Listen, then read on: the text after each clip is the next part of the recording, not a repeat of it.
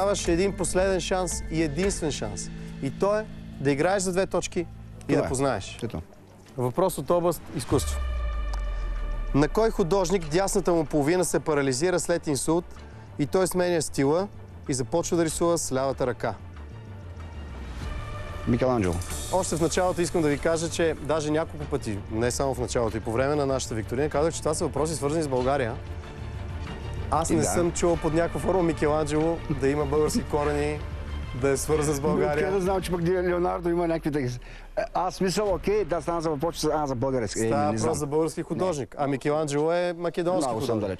Много съм далеч. Да, защото Микеланджело български корени няма. Може да има северно-македонски корени, даже най-вероятно братята македонци ще си го кажат, че си е техен. Но ние сме признали, че той не е българин. Не, нямам идея кой той е.